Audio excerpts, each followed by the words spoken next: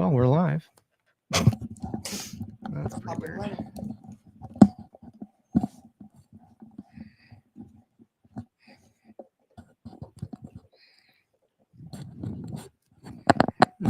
Let's just chat that on right there. And go back to this and do that. And looking all set to go. Run it. Let's run it. This is the Okayest Hunter podcast.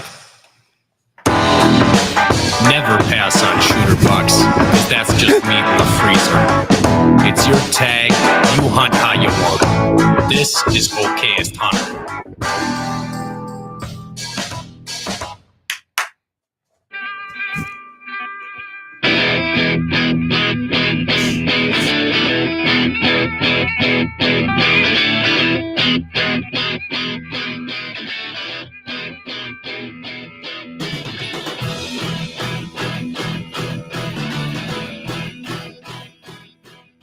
Heyo. This is the Okayest Hunter podcast. We made it. We made it. Another Tuesday. Happy Tuesday. You might not know it listening to wherever you're listening, but we just struggled with a technical glitch for the last 20 minutes. But here we are, ready to go. How long? Been doing this for over a decade, and it doesn't matter. There's still always going to be a problem. It just makes the bourbon taste a little bit better. It did taste very sweet when it hit my lips. I was like, I think I need to have a drink right now in the middle of this tech problem. Anyway, thanks for joining us. If you're a first-time listener, welcome to the show. Welcome to the Okayest Podcast Network, family of podcasts run by a group of a bunch of Okayest hosts and hostesses. We have 3 new podcasts on deck. Happy to share those with you right now, so you're on the lookout for them. We got Okayest Cook coming on board. That's going to be a really fun one. We have Camp Okayest coming on board. That's going to be internal MC of the network, promoting those that are on the network, the family of podcasts. And then coming up next, the next one to go onto the network in terms of order of the work that we have to do that is Western Territory, which is formerly Pulling Feathers. So this will be our first podcast host. We're bringing on that as an existing podcast. Been friends with Levi for, I don't know, like 4 or 5 years or something like that. And he was due for a rebrand and wanted to join our ranks. So he'll be coming on. He has some amazing cover art for that podcast too. Cool. I like all of them because the gentleman you have who does the graphic design for them. You're an artist. You appreciate it. Yeah, they're all good, but I really like the new Western one. I think is really sick. It's bold. Yeah, it's very cool. bold. So very cool. Just, I think at some point we're going to have a podcast that matches our tone of voice of the Okayest Hunter in terms of like ethos and just the humble nature and the relatability and all that jazz. But we'll have different verticals of things that might scratch your outdoor itch. Maybe this podcast is fun to listen to every now and again. Maybe you really want to learn about trapping. So you go listen to Okayest Trapper, or you want to hear more about how the Greg and Matt are catching, big trout on Lake Michigan in the summer or something. The Okayest Network should scratch your itch throughout the year. So if you're like amping up for deer hunting come September, the Okayest Hunter is your spot, but there's something for you the entire time now. The trapping in the winter, fishing, and you got a pretty amazing stretch of growth that you've done in the last year. Wild. And now it should cover everything. Yep. Yeah. Really cool. It should. I mean, we'll see. So anyway, thanks for tuning in, listening. We are brought to you by Half Rack, so go to half-rack.com. Be sure to use our discount code across all of the partners. We got to talk to Bear about one, actually. Just realized I hadn't had that conversation yet. I don't even know if it's a thing. But OHP will save you money across the board, so be sure if you look on the screen as you watch here, you'll see our partners on their Latitude. We got a saddle hanging up in here. We got the Bear bow hanging up over there. We got Spartan Forge on the screen, as well as Rack Hub, which we'll be doing an episode with Rack Hub right as we get into shed season, which is funny because I think they're very tightly knit with the brand Shed Season. Great name there. We're going to be launching a contest with Shed Season pretty soon. We just worked out the details of how we want that to run. So now we have to do some stuff to build the infrastructure to handle how we're going to get entries into the contest and pick people and all that jazz. But stay tuned with that. We'll have those guys on soonish and talk about what Rack Hub is. And Derek just found this shed today. Yeah, like an hour and a So, half like, ago, maybe. Think about if you drill into this part of the antler here, and we'll get some of the samples before we have them on the show, so we have some more like context when talking about it. But you could just essentially hang this antler up right here, Mhm. right into the wall, and they have all sorts of other ways to like show this stuff off. So I'm actually pretty enthused about it.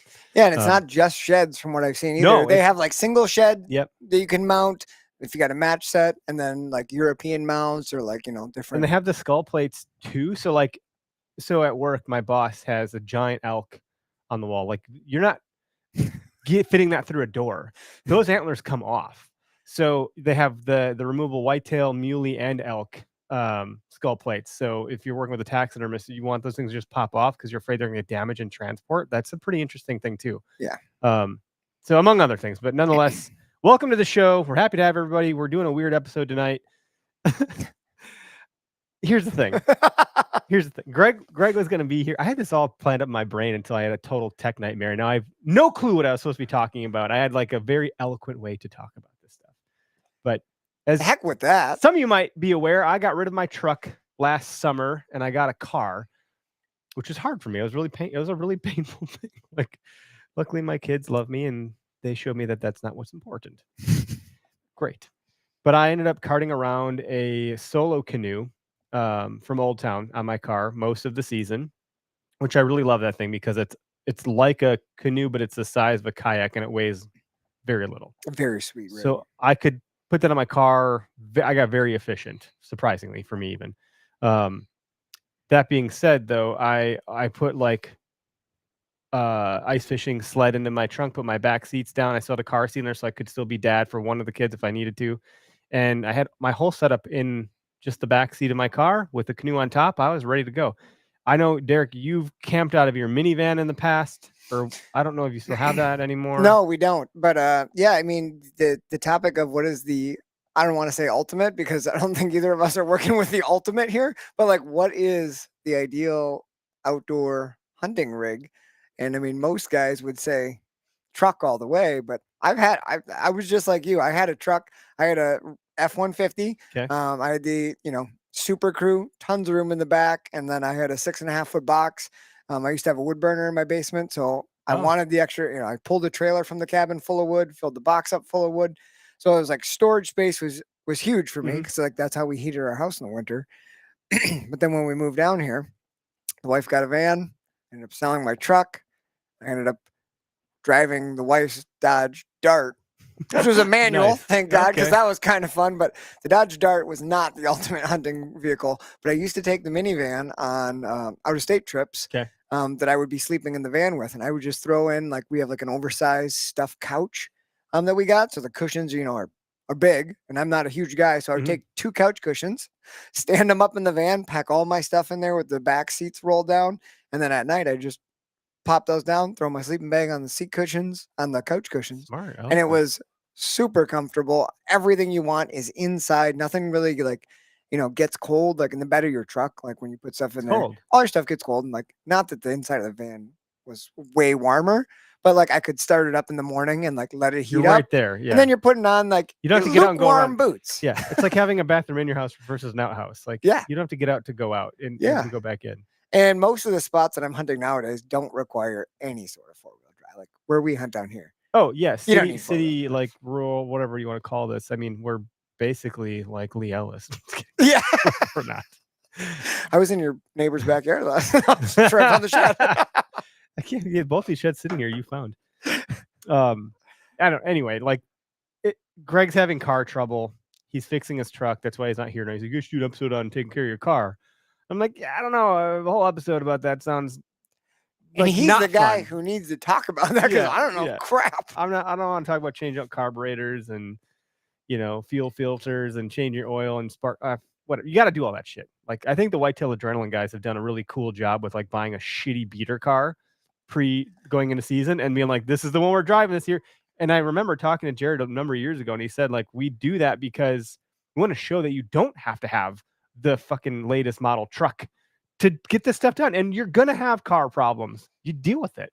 That's like what you come to expect now. That's the novelty of watching a Jared Shuffler production. What It's do you like, buy this how year? many wheels are we going to blow up? How many roadside tire changes are there going to be? And then who's going to get greasy hands changing out a ball joint? Or like, it's going to be something. So it does make it cool. And those guys definitely also, I would say, use the thrift shop camo Oh yeah. to full advantage too. Like those guys are not wearing high dollar, camouflage Yeah, clothing. they don't have any partnerships. They're not responsible. They're to, wearing like, whatever, and they're Yep. sneaking up within 30 yards of these freaking things, which is just cool. Like those guys, they know what they're doing. Yeah, they've definitely broken the mold on that. They've continued to be incredible at that stuff. But the real topic of tonight is, I don't know where I want to draw the line of what we're looking for from callers. I have one caller in the queue. I haven't checked it yet. I'll get to you guys or whoever that is in just a moment here. I'm hopeful that the queue will fill up. This has been a favored topic. We did it last year, and people came up to us at the trade show in the Dells and were like, I heard you because I listened to the episode about the mythical beasts or the cryptozoology, the Sasquatch, the Michigan Dogman, The dog man, the Chupacabra, the Wendigo, like Indian burial ground stuff. So there's that component, ghosts and trees knocking people out of them. Where I want to draw the line, be careful here, is like, we've all found weird stuff in the deer woods. I had a message the other day. Oh, this is where the line. Someone went shed hunting and they came across something very explicit. Quite disgusting. He's like, I can send you a picture if you want to see. I was like, no, don't send me the picture. I don't need that in my phone. Please, please don't send me the picture. So I'm just saying that to say, don't just, I don't know. I'm not sure what we're going to hear tonight on the show. I'm not sure. I have no clue what we're going to hear. People see weird shit in the woods, but if it's a SEX doll, I don't want to hear about that. Especially Maybe if I do. it's Just yours. preface Especially me. if it's yours. Don't tell us about what you're doing with it. I found it was on private property, but it was my property. I made it my property. Which I went scouting with a guy that we know a little bit. We met him at the Foam Fest shoot. Yes. Joe, and we went out and scouted a piece of public together just for shits and giggles. And I was like, hey, we hunt a similar area. Let's go scout together. So we went out there, and I had totally forgot about a story he told me at Foam Fest, which was along the same lines as the SEX doll. And like he had seen a man doing something. Hey, you bear fucker. Doing something in the woods that he didn't want to see a man doing in the woods. Oh, but the guy was like totally naked, and like this was a thing. So something else was going on then. So yeah, I totally forgot about the story. And then we're scouting or whatever, and we get to this spot where we're gonna kind of turn back. The sun's going down. And I'm like, yeah, we turn around here, and he's like, yeah, I don't really want to go any further anyway, because that's where the guy was. And I was like, what? He's like, do you remember that story? Oh my god! I was like, we gotta go right now, because what if he's out there? So yeah, people doing weird things. I'm all for seeing woodpeckers in the wood, but not that kind of pecker. No. Different kind of woodpecker. I'm not interested in that kind of pecker.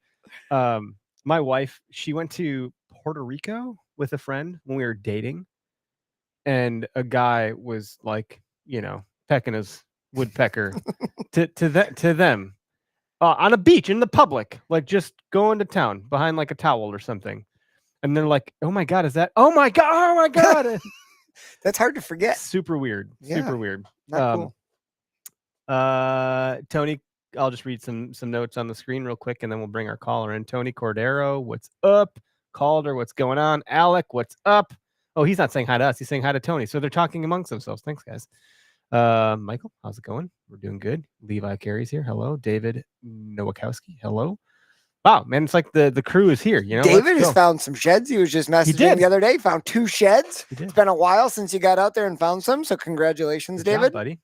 I've got some people who are already, chomping at the bit to get in this smallest shed competition. My dad's got a runner. He's got about a 3.5-inch spike. He's like, I'm waiting to enter that. All right, it's gonna happen. Levi, you are live on the show, buddy. What's going on? Levi, are you there? Did I mess this up somehow? Payment not received. Something's going on. I feel like he should be in here. You there? Oh, there you are. There It's your fault, not mine. Because I had a lot of problems tonight, so I don't know. This thing working? Can you hear me? Hello? Levi, are you there? Hello? Levi, we can hear you. Let me check my settings I've got here. nothing, man. Hold I don't on. hear you at all. Hold on. Oh boy. Let's see if I can figure this out. Microphone. It should be good, man. Test, test, test. It's not coming through. Why wouldn't it be coming through? Hello now? No, it's just not. He's not hearing us. Huh? This is weird. I would say it's weird. I agree, and you can't hear me say that, so I don't know what to do. Of course, I'm having problems tonight. I'm gonna drop you, Levi. We'll bring you back on in a minute. I'm looking at my Skype settings, and it says that my audio roadcaster is connected, but it's not picking it up. Oh, am I muted? No. Is that what's happening? Hello? No, that didn't work. For all the folks at home who can hear us, this is the sad reality of podcasting. Is there are so many devices that Eric's got to manage, going from this to that to record this to audio that. Then I don't know how he does it because there ain't no way that I could do it. But yeah, I guess it happens to everybody. Yeah, it's just not. I mean, we could hear him, but you can hear us, and it's something's wrong with the mic here. Speakers are correct. Everything's correct. Well, I think that sucks that that's happening. I don't know what to do now because that's our whole setup for the night is to hear stories from people. And if we can't interact with them because they can't hear us, that's going to be a flipping problem. Now I got 2 calls stacking up. For the love of Pete. We can hear your stories. We just can't talk to you. You just can't hear us. Hang tight. I'm just going to put a message in the chat. Let's see if I can figure this out. I don't know like what else I should be able to do. I feel like I'm doing everything that I should be able to do. The mic is selected. It's just not picking. I can't see. Usually you can see the audio wave. Like, yeah. And that's not happening. Which is I'm going to edit this episode now, which I don't like doing. Huh. Sorry, man. It just didn't want to work tonight. That call in studio did not want to go smoothly for I you. have one more thing I can try to check. Oh, let's try this. I think I know what happened. Okay, let me try that. Did that fix it? You gotta be kidding me. That didn't fix it either. Why do you keep giving me a thumbs up on the screen? No one's giving a thumbs up, you stupid computer. It just keeps doing it. This would be the time for a thumbs down, computer. Wow. I am at a loss here because I have it all configured and it's just not coming through. Don't beat yourself up about it. Test. Like that's Bluetooth. That's the audio here. I don't have anything else that would be that speakers. So we can hear you hear that fuzz? Now I do. That fuzz is our Skype call. Is Levi still connected or has he been booted? Let me try just calling back in here and see what happens. Hang on, folks. Thank you for calling Call-In Studios host and call screener line. Still not working. Please enter your show or meeting number and press pound. How about no? Let's try alternate host connection methods. Let's try initiate outbound host call. No, web. Let's try this. Ready?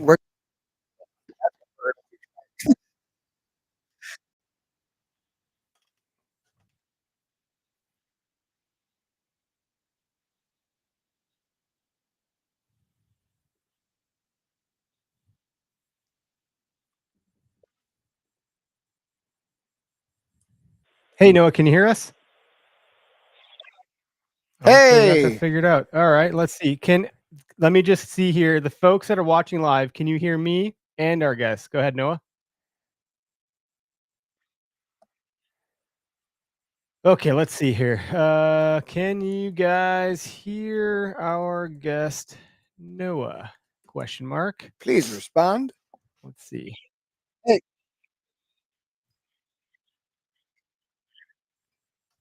Yeah, something's going on. No, they can't hear you. Okay, well.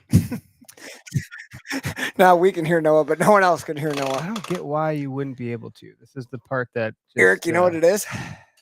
What did you want to talk about? Spooky ghost shit? This is the ghost of the machine, man. The ghost of the machine.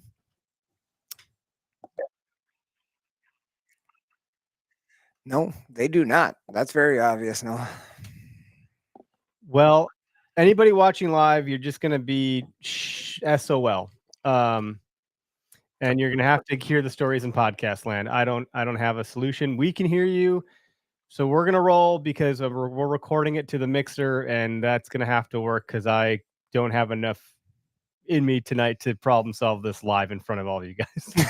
So I'm not sure what the deal is. I don't know. I mean, I don't want to give up yet. I don't want to rob people of the experience.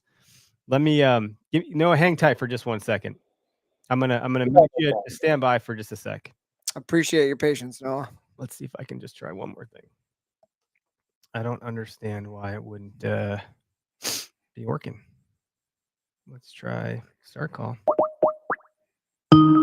Test. There it goes. Thank you for calling Call-In Studios Does it host look and call normal? How it's screener supposed to line. be? Yep. Please enter your show or meet. How you have this list of troubleshooting Enter your ideas 6-digit somewhere PIN in your number. brain is just amazing to me. How do you know what to do? Well, when you do it this long, Welcome, host. you've run into all You of are the now in problems. the host room and can manage your callers from the Call-In Studio web interface. Audio recording is on. Dual channel. All right, so let's try this. Unmute. Noah, can you hear me? Yep, I can still hear you. Okay, folks, listening in the comments, tell me, can you hear Noah? Good news. Moment only. of truth. Good news only. Moment of truth. For the love of Pete, please work. Tony, spread the good word. We got you. Boom. Thanks, Calder. Oh my gosh. Look at that. Well done. So, Hey, at you're 21 amazing. minutes and 26 seconds, we figured it out. So I know where to edit this. All right. So if you're watching live, there we go. maybe you would not want to join the podcast network or ever a podcast because it's a total pain in the ass. We also have probably the most complicated setup in all of the outdoor hunting podcasts. This is Let a me just lot tell of you. things right here. All right, Noah, what kind of story you got for us? We're going to have calls piled up now. Oh yeah. Well, just kind of wanted to call in because I think this episode last year was my first call in. So kind Oh, of Hey, anniversary. wow. Happy 1 year, buddy. Happy 1 year, big guy. Glad you decided to stick with us. other than that, I mean, grouse still scaring the absolute shit out of me whenever I flush them. Oh yeah. I don't know if you have run into those. Oh yeah. That is the thunder But, chickens do it for me Oh, turkeys? when they come out of roost or when they fly, whatever they're doing. Like, If you ever don't know there's a turkey above you It's gonna- and then you it's scare it, just- that'll do it too. But grouse, like Noah's saying, man, grouse. If they'll let you get close sometimes, and you have a heart I've attack. soiled the pants, man. Sounds like a helicopter just decided to take off right next to you. But yeah, just seeing weird lights out there as per usual. No screech owls this year. Last year they got me real bad. Just not knowing what the hell was going on. Some weird noises, yeah. Yeah. Just I always feel uneasy, especially when I'm by myself in the dark. It's always that feeling that something's there, You're telling me my 4-year-old's never going to grow out of it. He won't go upstairs in the middle of the day. I don't want to go upstairs by myself. Dad, it's dark up there. I'm like, it's the upstairs. It's not dark. There's windows. It's the middle of the day. There's nothing scary. He's like, no, I can't. You got to go with me. I'm like, all right. My son Gus has been afraid of the basement forever since we Like moved Home into Alone. our Like new movie house. Home Alone. Yeah. And I'd always assume just because it's dark and it's a basement. Like, Mhm. when I was a kid, like I was Yes, a little bit they were afraid of the creepy. basement. Yep. But he has a legit excuse because when you open the door to our house, I don't know if you remember, but like our stairs go down, but there's like a straight wall that goes up. So I've got a bear mount from a bear that I got, and it's like not just like a cute little bear, like it's in this crazy charging pose with its claws out and its teeth drawn. So he's just like, I hate the bear. I'm like, buddy, it's just foam. I know, but I still hate it. Oh, that's great. So he is not like. So little sister will take him down there. Don't Oh, worry, guys. there you go. I'm not I have one scared. fearless one. Yeah. Yeah. Yeah, I feel you on the uneasy part though, man. Like just even like with real things, like there's predators in certain woods. Like, I mean, there's a bear spotted in Dousman here last season. A buddy sent me a geez. video of he was on a property in Rome Pond area, and he sent me a video of a bear right by him. He's like, didn't expect to see that today. I was like, dude, that's right here. That's very uncommon. And it sounds like it was probably an adolescent male just covering lots of ground, but nonetheless, like you wouldn't expect to see that here. Go up north though, and it's a whole different story. Well, for me, it's up north. We there was just a article in Outdoor News that there was a wolf got trapped not like 30 minutes from my property.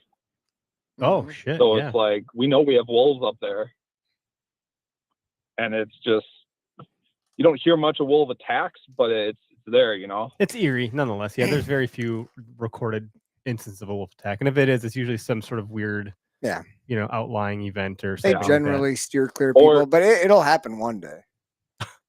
Or it's My like words. I don't know if we talked about it, but if you guys heard that story of the guy that shot the cougar in self-defense out in Buffalo County. Mm-hmm. No, I haven't heard that. Was that this fall or last fall? That was this last year. Cougars are the real deal. You can watch. DNR ruled it a good kill, but 17 yards. I couldn't imagine. Yeah, I think he was in a tree stand, if I remember correctly, Terrifying. and it saw him and started Stalking. doing what the kiddies Stalking do. him. Yep, and like getting low, and it was coming right for him, and he let it get to 17 or 18 You'd have yards. to let it get close enough to take a good shot. Talk about your nerves are going. You think a buck gets it going? How about a 130-pound cat that's looking at you like Let's you're wrestle. the next meow Let's mix? wrestle. right It's there. game over, man. Well, With a dude, bow too. good stuff, Noah. If you got anything creepier that comes to mind, call us back, and we look forward to seeing you at the trade show this year again. We're gonna keep it rolling. I'm curious to hear some. I want to hear some. I know I said I don't want to hear I weird want to stuff, Tony. but yeah, tell him to call in. He's not on the call queue yet, so tell him to get in the comments there. Tell him to get in here. Oh man, This is going to be way more common for That's way more common for the guys who live up in northern Wisconsin or anywhere there's wolves. But like we know there's wolves in the areas we hunt, Mhm, right? And mhm. like it doesn't really bother me, freak me out at all. Like this last weekend, we were up there. The whole family went out shed hunting, and in the snow, there's tracks, right? Yeah. And when you see 3 or 4 sets of adult wolf tracks, and they are They're very large. they're People don't way bigger than realize you how think. big they are. When I saw them, I was like, and my kids were out there with me. Yeah. That made me feel That's different because they're snacks. uneasy. You know what I mean? Like I was like, oh, Hey, crap, guys, stay I don't like close. this. I Yeah. don't like this. Yeah, wolf might pick off a kid more than would pick off an adult. I look like a kid. So Oh my gosh, let's try this again. Says Levi. Levi, you're live. Can you hear us? Yeah, I got you guys this time. And we oh, can hear Mr. you. Carey, we can hear you. That's It's a great. miracle. Sorry about that, bud. I don't know what I couldn't even tell you what's happening tonight. Hey, it's the little gremlins, man. It happens. You're right. Yeah, yeah. I think sometimes Ah. it's Bill Spartanford just messing with us. Yeah, look at right. this. Hey, you got to be quicker than that. It's like when you had the landline Yeah. phone and you heard someone in the other room pick up. You're like, yeah. Bill, Are you there? put the phone. Did you- it's not me. So, folks, Levi, who's just called in, Levi is the host of the soon-to-be Western Territory Used podcast. to be pulling feathers. And he's out of Wyoming. He lives it. He's a guide. He hunts these big animals. He does crazy shit. The horse fell down the mountain the one time. I'm excited for you to reboot everything, buddy, and under the family podcast that we're growing here. So, I'm willing to bet you have some pretty. You better have a good story if you're calling in. Well, yeah, I mean, of course. One, I just wanted to introduce myself again to everybody, and thanks for bringing me on the podcast network. But I mean, one of the scariest things is waking up in the middle of the night and you feel something moving against your head on the other side of the tent, and you can kind of hear the snorting noises, and you just know it's a grizzly bear.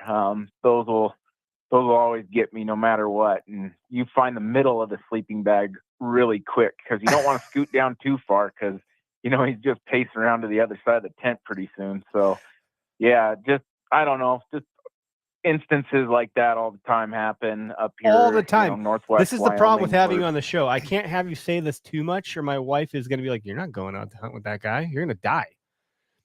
Now I've got a question. for you, Levi, about that exact instance, because I just put myself like in that situation, and I I'm a was feeling guy. it too. I'm a guy who I unzip my sleeping bag about halfway when I sleep, just because I like a little freedom of movement.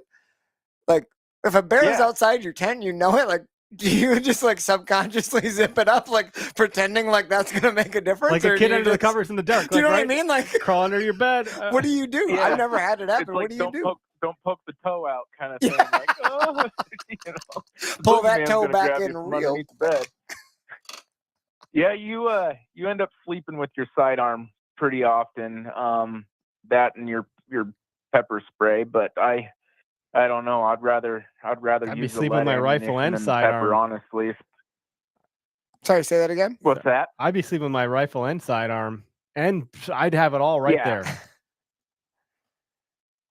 Yeah, it's typically like that. You know, you've got it right underneath the pillow where your hand knows exactly where that thing's at all the time, and then right next to it's your flashlight too. You've always got to have both of them and stuff, because we've also had that instance happen, and you thought it was a bear, and you went to unzip the tent door to chase the bear off, and your horse came untied and is staring right at you in the door of the tent.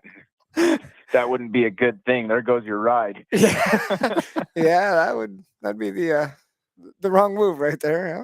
That's crazy, dude. Yeah, Having a bear that close We've got is some something else. pictures of us packing out an elk in the dark and stuff, and they're old, like, you know, the kind of Polaroid camera where you'd send it in and develop it later on and stuff. We'd taken pictures of us putting all the elk meat on this horse. We went home and got the pictures all developed, and we started looking at our pictures, and we're like, what the heck? And there's eyes from a grizzly bear on the other side of the horse that we never saw that bear once. And he That's just kind of creepy. stood there on the edge of the trees waiting for us to finish up, dude. Oh man, yeah, that's creepy stuff for sure. That's like exactly what happens in like a horror Well, movie, we right? had- Like you have a flash camera and like they hit the flash and all of a sudden something you didn't know was there. Well, Freaking grizzly we had bear. Yeah, that's Giannis. exactly it. Oh my! We had God. Giannis on the podcast. I don't know, maybe a year ago or something He's like that, got- and yeah, he had that that bear story crazy he shared bear with us, story. where it's charged right there at their camp. You know, like it's pretty crazy. Didn't the guy jump on the bear and like ride it? I think there's something like that seemed to have happened. It wasn't that eloquent, but I think it was more like, "Oh my God, I'm on a bear." It just happened really quick, and I think they. I mean, we had the story. We have the whole story on our YouTube, and I think he shared it elsewhere on their podcast and stuff too. But it was intense, like you described. Like suddenly, it happened very, very fast. Like they didn't know the bear was there. Boom, the bear was there, and boom, it Mhm. was there on them. Like it charged in and closed the gap really fast. They don't Yeah. give you time to think. They're quick. For all Yeah, that muscle, I mean, for all that not mass. last year, but the year prior, we had a bear charge the pickup.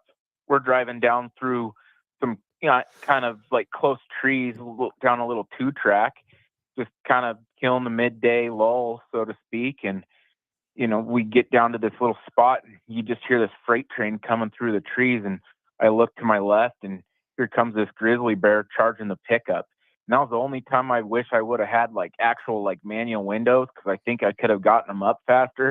But I mean, I was freaking out. Yeah, I'd imagine you would have got him up real fast if you'd been cranking on that thing. Crazy.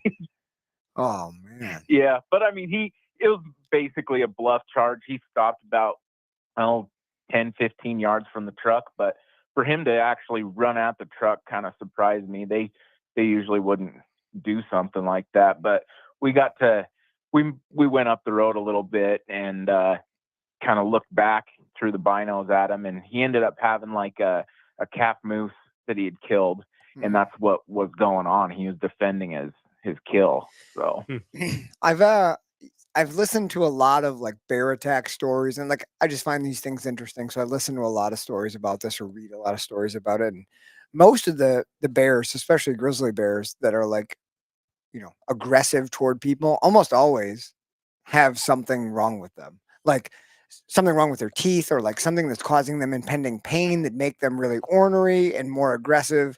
And like a lot of times it happens in like places where people hike because they're like eating garbage, like people throwing food away, they eat garbage, get something stuck in their gums, they're between their teeth, glass bits or whatever, and it just makes them really, really, aggressive and like unsettled. Yeah. And that has an effect, but getting close to one of their kills obviously is going to probably have a similar effect. Yeah, getting close to one of their kills or getting between a sow and her cub is usually like a guarantee to have something Assault. happen. Those are the two main things that you usually hear about around here is somebody gets between a sow and her cub, or you're close to their kill and stuff like that. So it's always keep your head on a swivel when you start smelling things and stuff like that. And it's just you're always at risk. It's an inherent risk of being out in the outdoors, and you just be careful, and that's that. So you can't let it hold you back. That's true. I'm just thinking. There's a book I read. What was it called? It's a book about American history as told through walking the Appalachian Trail, and A Walk in the Woods. It's called, by Bill Bryson, something like that. They made a movie of it. I think the movie is terribly cheesy, and I won't watch it. Like they just made it terrible. Like, dude, I was like, no. I saw the preview. I was like, oh, I was kind of excited. I was like, fuck that. I'm not watching this shit. The book was good. The American history that came out of that was really neat. But the guy had a legitimate, the author had a legitimate irrational fear of bears. And the way he spoke about his fear of bears was pretty comical. And he went on this freaking, journey on the Appalachian Trail. And I don't remember. I don't think he had any bear encounters, but it was pretty funny because he's like, at some point you just got to go. Like, whatever. What am I going to do? Not go on this fucking thing because I'm afraid of the thing that might happen with a bear. And he almost didn't because of that. Yeah. But it was a good book. I actually like the book. I won't watch the movie though. Not like Into the Wild. Into the Wild was a good book. Into the Wild was a good movie. It was. They did a good job. This was not that. It was like the cheesiest Hollywood bullshit thing I've ever witnessed. It's nowhere like near Cocaine Bear. We did. I've not seen that. You don't want to run across one of those bears. Well, Levi, we got another caller on. Thanks for calling in, buddy. We're excited to get your podcast live. Everyone that, if you want to learn more about Levi, go check out Pulling Feathers for now. And as it changes and morphs, we'll be promoting it here. So cool. Thanks, guys. Appreciate it. Have a good night, Levi. David Nowakowski. Hey, bud, you're live on the show. Hey, guys, how's it going? Good. How you doing, Dave? Oh, I'm doing great. Just sitting here relaxing, listening to the show. Sorry for all the technical. Still give me thumbs up every 4 seconds on my face. I don't know what it's doing. Yeah, I noticed when it keep on popping on the screen, just a thumbs up, thumbs up, thumbs up. Like, I don't know what's happening. Those are all the positive reviews we're getting. Every time you see a thumb, that's a 5-star review. Right. Tell your friends, guys. Yeah. Been slaying the shed, so yeah, you're gonna be a good candidate for the contest when it launches. But hopefully you got some fun. You, not to age you here, David. I know you're not a young buck, maybe at heart. You're a seasoned At heart, woodsman, but I hope that given your seasoned nature of existence on this planet, I'm hopeful that you have some really great stories for us. Well, actually, I'm going to go the opposite way. I'm 57, so I've been spending, let's say, past 40 plus years out in the woods, either back home where I used to live or out in Hennepin Canal. You pick a time of year, a season, weather. I've been out in it, and I have never experienced anything weird, even though I've heard stories. Because of I've heard stories about there's ghost stories about some of the old lock gender houses that are still existing on the canal. So I'd go out middle of the night, could be raining, could be snow. I'd go out. Yep, nope, nothing. To even things like there's supposed to have been years back a Black Panther walking around out there somewhere. So, in my 20s, what do? I decide I'm going to go out, check it out. Yep, never experienced anything weird. So, David, you gotta have a big pair on you. I don't know. I guess so. Or it's just I think those strange nature I got. If there was a cougar or a bear or something out there, I'd try to befriend it, bring it home, and call it George or something. It's like, that's my pet. See, but that's why it doesn't work on you, David, because those things only happen to people who've got a little bit of fear in them. Because Little then bit they of can turn superstition. that little squeak of a whatever into, oh my God, it was a ghost. That doesn't work on you. You gotta have some fun. Be a little more scared next time you go in the woods. Yeah, maybe I'll try. Yeah, even if there was a ghost, I've heard all kinds of ghost stories and that. And I'd go up to him and say, "Hey, dude, come on, sit down. Let's have a beer. Tell me your story." I love it. Some like World War One I vet love it. just sitting there on a log, smoking a stogie. Who you talking to, David? My buddy. Well, Jeez. So yeah, I got to make a few more years left. Maybe I will experience something, odd and bizarre out there. I mean, hopefully not, because it could sound like Derek's got some stories that he shared on the show before. So I mean, anybody that has listened in the past may have picked up on some of the stories Derek shared last time. I've had one that was shared with me by Yeah. the guys at Exodus. My cousin has one that he shared that's terrifying. I've heard of enough of them from close, like not like the 6 degrees of Kevin Bacon, like people that I personally know. I had a weird thing happen. I don't think it was weird. It was weird for us just because we didn't know the situation. Mhm. But I've got a story that we can talk about later if you want. That was just a weird thing that, like, literally I was like really kind of scared about. But it was one of those things where I'm sure there was a completely rational explanation, but at the time I didn't know it. Mhm. So it just seemed like, holy crap, we better get out of here, kind of Interesting. thing. Well, David, I hope I am more like you and don't have any of these encounters. I would prefer to not have them. I don't know that I would go seeking them out. Maybe my younger self probably would have, like you mentioned, like, oh, let's go we'll find that cougar. We'll find that, like a bunch of idiots when you're young. Young men are prone to doing dumb things. It They're usually good ends at up, it. yeah, it usually Yeah. creates a great story, Oh But- yeah. Well, yeah, thanks for the call in. Are you planning to come to Wisconsin for the open season trade show? Or I think we hit the Iowa Deer Classic last year. Which one were you at? I don't know about the Iowa Deer Classic. Illinois Deer Expo comes up in March 8th, 9th, 10th. So I'm going to go down there on a Saturday and spend a day down there and check it out and have some fun. And Cool. I'm sure our buddy Brian Douglas will be down there Oh, with yeah, Good Sit Mobile. Good Sit Mobile. Yeah. Say hi to Brian. yeah, I'll have to check them out. Yeah. Got a lot of great products. He's a pretty smart, crafty guy. Very I don't know what the word is I'm looking for. Ingenuitive? That's not a word. No, but he is good. He's got an engineering mind. Just David, if you see Brian at Good Sit Mobile, just make some sort of slight to him. Be like, just wondering why that Derek always finds more sheds than you. Just say something like that, and that'll get his bottom burning. That'll get his bottom burning.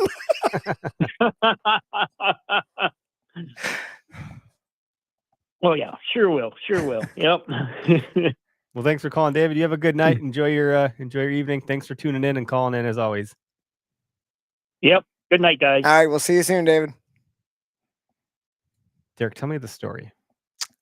The spooky story? Yes. This is not one I've heard before, is it? I don't think so. No, I don't think I've Tell me said about this the one one with the before. relative.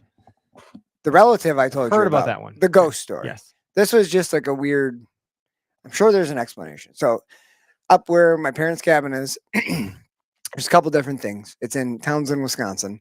There's a little area in the Nicolay National Forest, right off Highway 32. It's called it's known as like Quartz Hill or Quartz Mountain, but it's right off like a 4-wheeler trail. There's hiking trails that go up there. People go up there all the time. They take like buses of people who are touring or like geological dig sites. And it's known for having all kinds of quartz. So like there's little spots you can go up there, some cliffs. It's not like crazy altitude and that kind of stuff, but it's like rocky hillside, things. bluffs, like 20-foot little cliffs here and there. And like you can see where people dig and like look for cool stones. So we've always gone up there when I was a kid. We used to bring our little shovels and go look for quartz rocks and stuff. This is also very close to Carter, where there's the casino. Potawatomi Native American tribe is up from that area. So I'm assuming it could have had something to do with that. If it didn't, my apologies, not trying to be offensive in any way, but that's all that we could come up with. But I'd gone up there with my parents, and it was, I don't even remember the time of year. It was either spring or fall. Leaves were coming down, or were mostly down. And we went up and we're checking out, all these little dig sites, and we decided to climb all the way up to the top of the big mountain where there's like a cool overlook. Mhm. And when we got up there, close to the overlook, we started seeing these weird wraps on these trees. It was like colored fabric. It was like wrapped in this really elaborate pattern, almost like braided, but all the way around the tree. And there was like some substance tucked into the top of it. Little ganj. But Eric, it was everywhere. Oh I'm my God. talking like hundreds of trees wrapped Wow. Okay. in this stuff, and it's hanging, it's blowing in the wind. So it's wrapped downward, and then like the fringes are hanging, and maybe somebody knows what this is, like a ceremonial thing or like a ritual But thing. either way, it felt eerie. But all of a sudden at first it was like, oh, this is interesting. And then like as you walked in, like you looked and you saw it for like, Yeah, 100 We yards. just have to enter an episode It of, made like, you just Stranger wonder, Things. like, what was somebody doing to do this? Like, what state of mind were they in to do this? Hopefully, like in the back of your mind, you're like, oh, maybe this was like some cool like changing of the seasons thing. Like people come up, but like after a little bit of like seeing how extensive this was, you were just like, all the hair on the back of my neck stood up, and I was like, I don't know that we should be here. Like maybe spiritually we're interrupting something. Maybe we're somewhere we shouldn't be.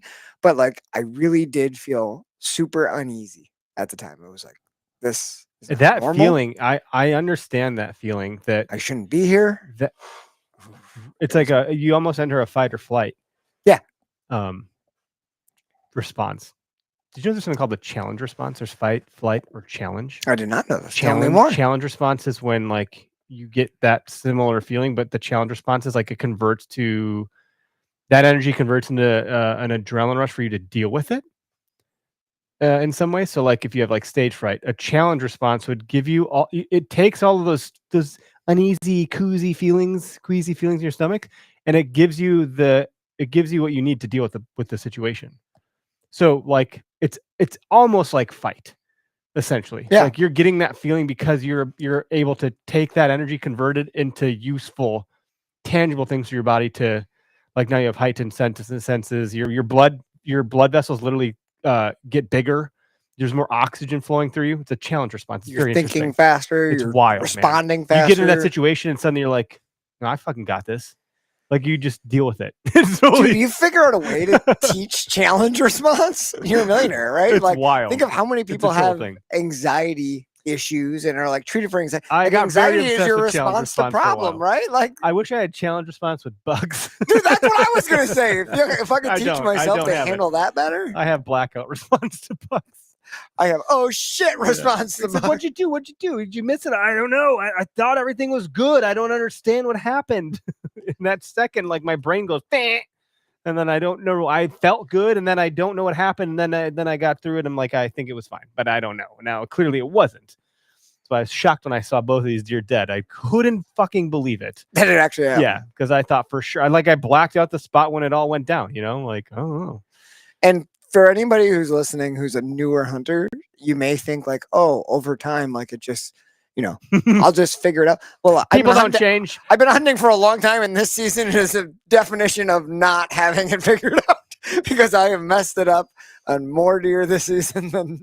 Calder, you got to call in and share the story, man. Come on, you can't just leave that in the comments. You leave something a little spicy in the comments. Yeah, he did. He said, I thought I found a dead guy in the woods this year. That's always been a fear of mine, though, is finding.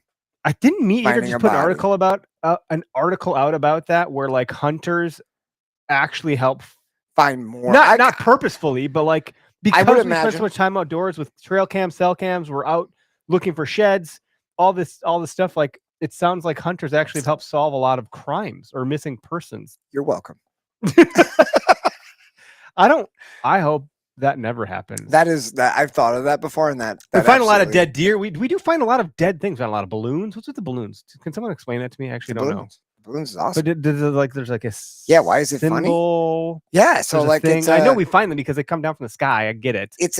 I think Dan Involve actually kind of had the theory, and I think he is absolutely correct with it.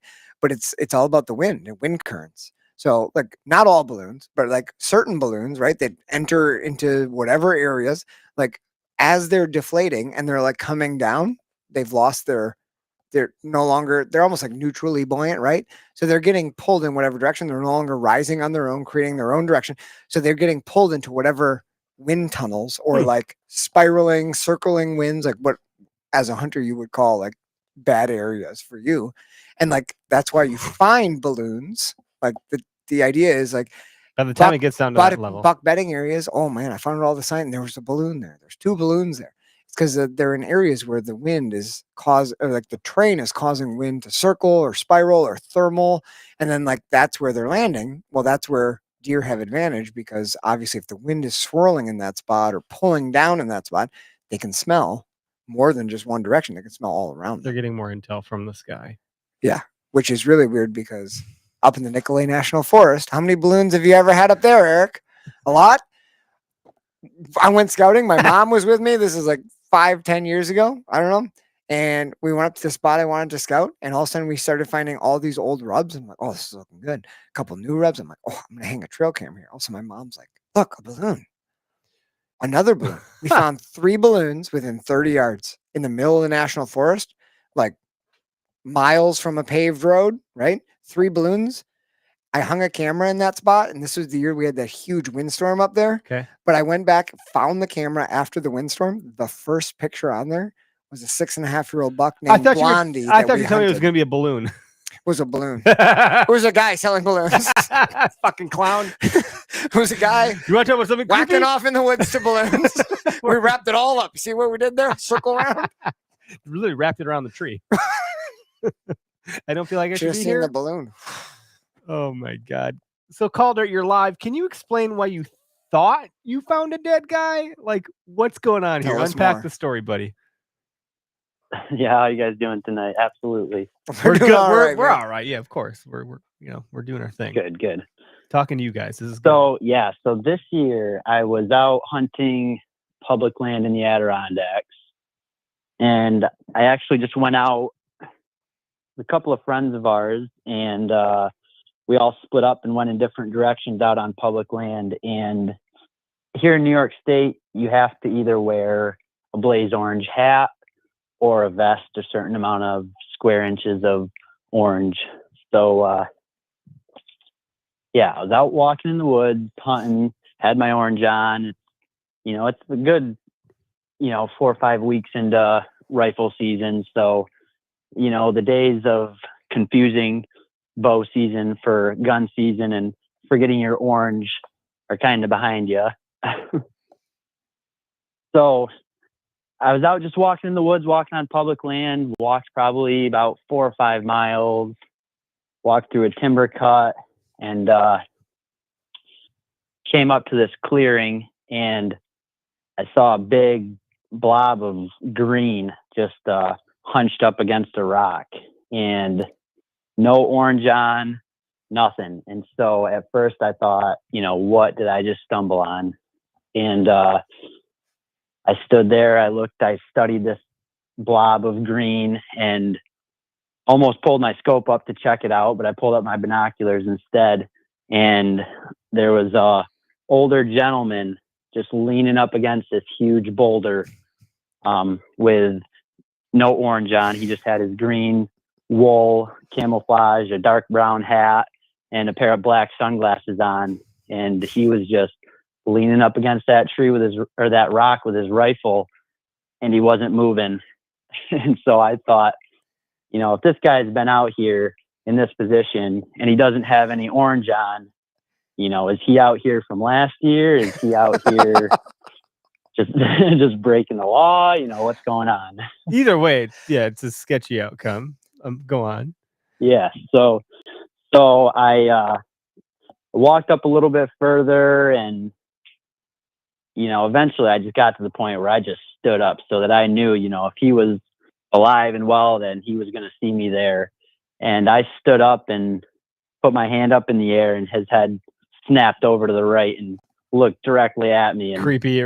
That's when the violin. That's Does when you that knew sharp it sound? was a zombie. It wasn't a dead guy, it was a zombie. Exactly. So I waved to him, and he gave me the okay sign, and I turned and walked the other way, and let him be. And You know what Greg would have I done in that ended up- situation? Greg would have been like, "Where's your Blaze Orange? Huh? Huh?" I've witnessed him do that. Just so you know. I just want to clarify, I Calder. believe it. What was the okay sign? Did he wave? Did he give you a thumbs up? A wave and a nod. Yeah, no, yeah, just a wave kind of let me know that he knew that I was there, and then I turned in the other direction and, let him do his thing. And I just basically wanted to get away from him as much as I could at that point in time. Well, that's nice. In New York, they're nice. Here in Wisconsin, another hunter sees you. Their okay sign is they walk 50 yards closer to you, drop their drawers, take a shit in your shooting lane, and then walk away. I've had that happen to me Oh my God. in the national forest. What? Yeah, I mean, so yeah, being up here in the Adirondacks, I've never even seen another person on public land where I hunt. And so when I walked up into this clearing and saw a person leaning up against a boulder, sitting on the ground against a boulder with no orange on and dark sunglasses, and he was an older gentleman, the worst case scenario just kind of started going through my head. And funny part about that is I ended up running into this guy a couple days later on my way back up in there to do some snow tracking. It was actually the day I killed my buck. I remember. And, I saw that he- story of yours. That was a really cool story, by the way. Yeah. So he said, "Yeah, I remember seeing you that day." He goes, "Yeah, I didn't have any orange on, yada, yada, yada." And, that's kind of, I guess it's the old timers way. You kind of do what you want. And, if they get caught, they probably can get their way out of it or, somehow. Oh, did I forget yeah, my just- orange that again? was- Jeez, I thought this was. I'm colorblind now that I'm 92. It's a damn cataracts. Exactly. Yeah, and he probably was grandfathered in for the Blaze Orange law anyway. so Oh, who grandfather. Yeah. I forgot about that. Of course Good- you were. Of course you were. Good point, Calder. Calder, this is knows? totally Yeah, random. So This is totally random in a long shot, but I know the Adirondacks are huge, but do you know Do you know where or this know tree is? of a gentleman named Zach Gossen or Gossen? Zach Gossen, I don't. Just a long shot. Is he local here? He's a Adirondack hunter, upstate New York. Ran I think it was his personal Instagram page, but ran a lot of trail cameras, really good. Like I would say, photography mindseted guy, because like he would set up these cameras and capture some incredible footage of Adirondack. Don't you run a wildlife. trail cam page still? Used to long. Is it long still time around ago. or no? Wisconsin Whitetail Trail Cam? Yeah, it is. But it's not you. I mean, Dave and I started it Is this still active? Is It's- it from that? kind of active-ish. It had like 11 or 12,000 people following the Facebook page, and we just haven't done anything with it. In like You got to change it to a long cell time. cam now. That's why.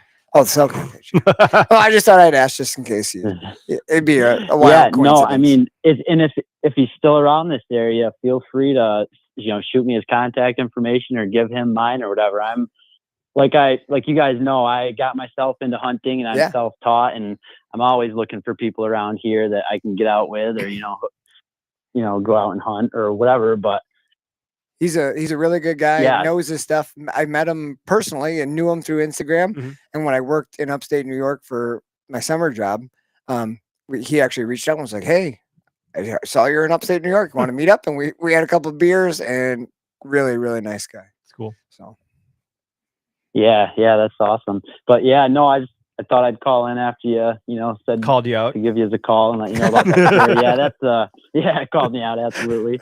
So that's probably one of the creepiest things. I mean, I saw that guy just sitting there at the bottom of that boulder, and I thought, oh my God, I just found a dead guy. yeah, I Yeah. can see where you. Thankfully, it mind would go wasn't. that.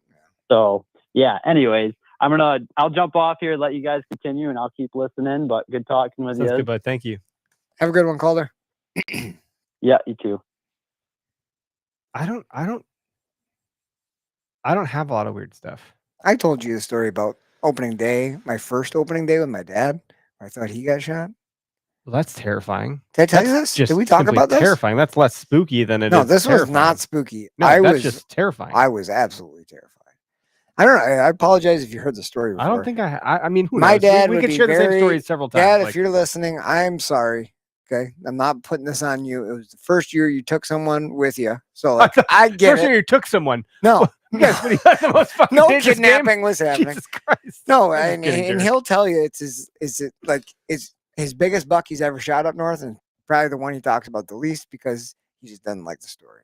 But it was a pretty wild day. I was 12 years old. My first opening day ever. Okay. What year is this then? That would have been like 98. Okay. 98, I believe. Good math recall there. I just remember from the old picture of the first bow buck I shot, which was that Okay. year, and I remember it printed on the bottom, 98.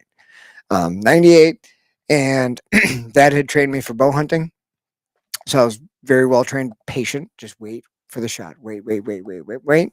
I had a bunch of buck encounters during bow season, waited, and it always worked out. Like they came closer, everything worked out. I didn't know anything was different during gun season. Go on. Everything okay? Yep. I'll just fix this as you talk. So we get down to this blind. Dad had scouted this awesome spot, point of a swamp where these deer are going to come to escape, gun pressure. And we went down there like a week or two beforehand. He had me like drag a scent rag, mostly just to go look at all the rubs that were around. And like I did my walk and I was like, oh my God. And he's like, got him. Like he's like, so he did great on that. We sat in this blind together, and right away at the crack of light, all of a sudden I said, Dad, I see deer. And I put my gun up, and there's 2 big bucks coming down the hill in a hurry toward the point of the swamp. And I'm like, Dad, it's bucks. There's two bucks. He's like, okay, get ready. Like, and he meant like to shoot him, like shoot him. But I'm just like watching him. I remember just watching him through my scope. And they're like 90 yards away. Now, like, oh Totally my God, I doable, would have yeah. shot the Shit out of him. first Yeah, of second I course. saw him, But I'm just watching them. They go behind this little swale, and I'm like, Dad, I don't see him anymore. He's like, well, what happened? I was like, I don't know. I just walked behind the hill. And all of a sudden, where they popped out going into the swamp, there's like a huge blowdown. A pine tree had blown down, and the first buck popped out right there. I'm like, there, he's right here.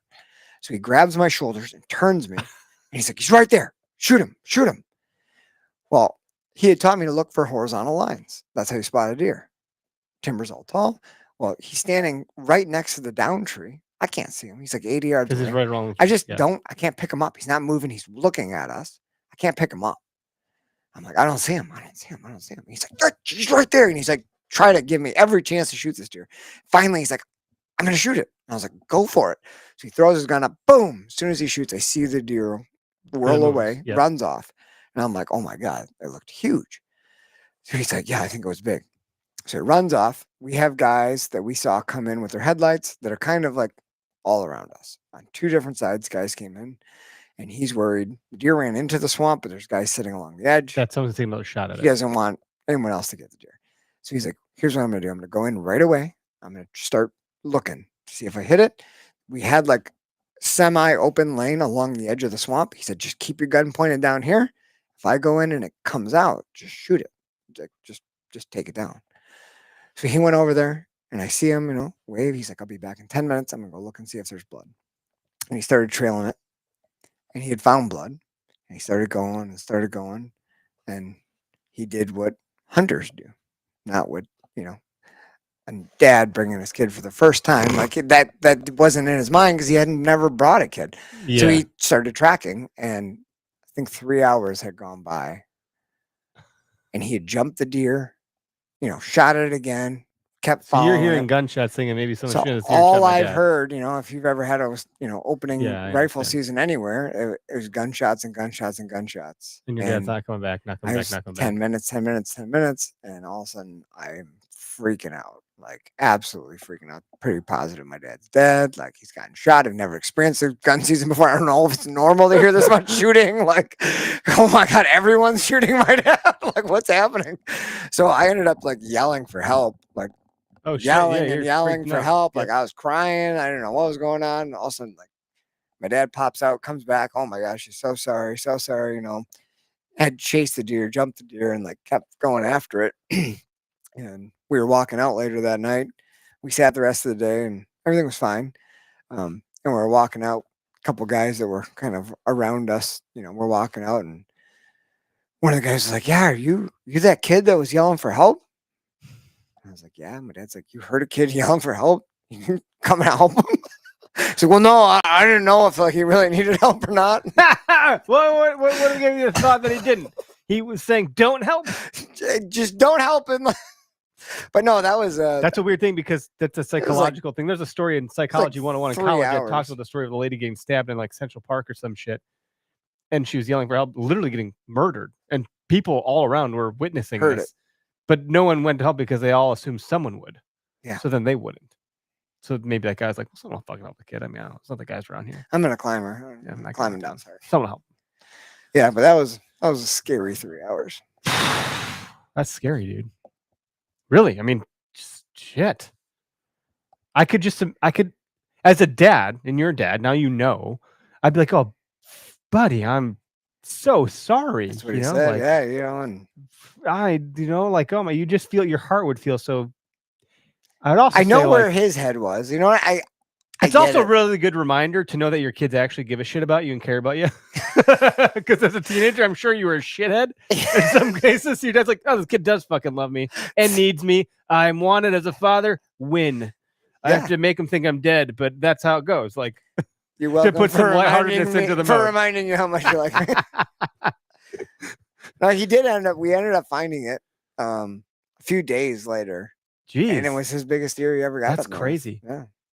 Let me see this. So you found this tonight. I'm just gonna. This is bigger than that one, but not necessarily. Well, maybe. No. So that's the one. Eric, I mean, this is a shooter for me all day long. 2 years ago, he I looked would've. like I this. saw this one on He camera. was just small. So he's still alive. Yeah, he's still alive. That's great. 2 years ago. Next in year that he'll be the one spot, you can shoot. I had walked in. Yeah, well, I would have probably shot him this year, but next year, yeah, for sure, I would like to shoot him. But this is the one I walked in, came around, looped around the spot, and found You're that just chomping tree on you the- didn't yeah. like. Yep. Oh, it's That a had the pain in little the rub ass. on it from Yeah. going in, and I set up in that tree, and I heard that deer cough as I was setting up my stick. I could hear, and I had never Right. heard a deer cough. And I was like, oh, this is what Zach Fehrenbaugh's talking about, because he always talks about deer coughing. And I heard him cough, and he was bedded like 60 yards away, and he ended up coming right on the trail that had the little Yeah, scrape, the little rub on it. He came right underneath me, and I think I got a bunch of footage of you him. did. Yeah. And he came right underneath. This is the same buck. And then the next night, you went in there, and we tried to get you on him, but he wasn't there that night. No, who knows where they. But who kinda knows, but cool. It was cool. This was not that far from that. I did spot. see a doe that evening. She was quite the distance away, headed away from me, from a further distance. But at least I saw something. And I was like, "Oh, here we go." Okay, it's not happening. Yep. That's how it goes. I think no more callers in queue for now. Man, I was hoping we'd get more Some weird stories. weird, creepy shit. Last year we got a ton. These were all pretty realistic stories. Yeah, I mean, David's like, look, We I- didn't I talk haven't about seen dog shit. man shit. You know, like David's. Yeah, not- we didn't lead into it properly. David's like, Our dog fault. man. How much percentage are you dog? How much percentage are you man? Why are you Tell me dog your man? story. Why? Tell me. Like, Love what it. are you doing? Love it. The Wendigo stuff here in Wisconsin around like the Holy Hill area. There's some real stories that happen. There was a story that I think I've talked about before. Like it was on the news. Back when DNR would pick up carcasses, it was like a documented, legit story. The guy had his face blurred out. He refused to give up his name because he didn't want to be ridiculed, because he knew how ridiculous it sounded. The story would sound. He put the carcass, a deer carcass, in the back of the pickup truck, walked around, got in the car, started the ignition, writing up his stuff, and in that moment, in the rear view mirror, caught a glimpse of something. But he felt the tailgate of the truck Like something go down jumped and into the compressed truck. it, and then lifted a full-grown doe deer, not a fawn, like that's fucking heavy. 110. Jumped out of the 120 truck with pounds? the deer and ran off and ran off. I don't know about you, but anytime I've ever fucking dragged a deer ever in my life, I'm not running. I'd love to be able to I run can't training. jump into a truck, pick up a deer, and run off. Like, unless it's Josh Bomar, who's Could have been. like, psychotically fit. It's a little disturbing the amount of veins. that being might said, be like- the scariest thing we've talked about. No offense. Sorry, Josh. I don't know another being that's capable of that. So the guy got interviewed, didn't give up his name, didn't give up his face, like all of this. I'm sure someone could have figured it out because he fucking worked for the DNR, or like I think it was contracted by the DNR to go pick up road. Yeah. But it was a news story. It was on the radio. It was like a whole thing. He's like, a beast picked up the freaking deer and ran off. And he's like, I don't know, Wendigo, dogman, werewolf, whatever you want to call it. He's like, I know what I saw. It scared the shit out of me. I got the hell out of there, and I never looked back. And the deer's gone. Like they never found the deer. A relative of mine driving through a similar area. There's also called the Beast of Bray Road. So, Yeah, you talked about that. That was something I had never saw a heard deer of. running across the road, stopped, like they didn't hit the deer, and then they saw something chasing it on two legs, looking like a fucking werewolf. And they were like, "Boom! Face is white, go get burned rubber, got out." And then they got their sensitive to like, let's go back, kind of like David. Yeah. Let's go back. Let's see it. Go back. Nothing. Couldn't find nothing. Now, where is that? Bray Road. It's I forget. I got that part. I don't. I know that's an asinine remark. I wasn't trying to be. Google it. I know, but so then me and my buddies, when I went, we got all hopped up on the story, and we're like, let's go look for the Beast of Bray Road. It was late. We weren't drunk or anything like that, of course, and we were driving just around Holy Hill. We had a Shiner. Oh, it's close to Holy Hill. Yeah, we had a Shiner, so we're shining for stuff. We're seeing all sorts of like raccoons and deer and coyotes in the fields and stuff. And then we were driving. No shit, deer across the road. We about shit our pants. We're like, stop the fucking car. This is it. Like my eyes get water when I tell stories like this. I can get see that. freaked out. Yeah. So I'm rubbing my eye all night. And I'm like, this is gonna happen. There's gonna be something chasing it. Something's gonna be chasing the deer. And then that never did happen. We were terrified though, because we were scaring ourselves. Yeah. Like You were because getting of the amped up. stories. Yeah. We were all hopped up on That's them. when We it's easy to like turn something that's nothing. and into- nothing happened. Nothing happened. Like there was no story for us. We had Didn't a have that terrifying encounter. event that had to do with Shining. Not something that we Like The Shining, the movie. no the Shining You're Deer. Shining. We used to go shining deer all the time up at the cabin, and there's a couple local spots, the few fields that are around on private. And this guy must have got sick of people shining in his field because it was like a private field, right? Sure. But you could drive But by. it's fun to shine. Like, And who shine a cares? light. Like whatever. So yeah. the guy, I shit you not, was hiding in the fucking bushes in the ditch. My dad that's some next turns level on the weird light and he jumps out like he's not saying like, "Hey, please don't shine here." He's doing it to He's scare already. the He's shit. already. So you can shine here, and and me and my mom. And my dad is like opening He's the the man door. of the I'm gonna family. kick your right, and we're like, "Get back in the car!" Don't go ahead And dad's like 2 steps out of the road, like going to kick his ass. And it's this crazy guy who's well known up there, but he literally was hiding in the freaking bushes in the ditch, jumping out and yelling at people shining in the field, and it worked. I was scared. I never wanted to shine there again. It worked. Dude, It worked. for Halloween I think I was a freshman, sophomore in high school. We dressed up as ninjas in all black. Did the whole, how you do your shirt, make it into a ninja mask, tie it around your head, put up, fold the eyelids, all that jazz. We hid on the roof of my house, and it was overlooked in this really unique way, like right at the stoop of like the patio, whatever, where the candy was. So any kid it was to take one, and if I saw him taking one, bosh! Dude, it was the best Halloween as a young high schooler that I enjoyed. I scared the shit out of so many kids trying to steal more candy than they deserved. It was pretty epic. That's like it's almost a moral high ground, but not. No, but it wasn't good. But, But it was great. I mean, whatever. Like your high school. Like I'm Oh. not sure my parents ever figured out that's what was happening. I don't think we trick or treated much in high school, but I remember one year, me and my 2 idiot buddies. This must have been freshman year. Like we were pretty young, but we got a whole bunch of those fake blood packets you could get. Yeah. And then we pretended we were trick or treating.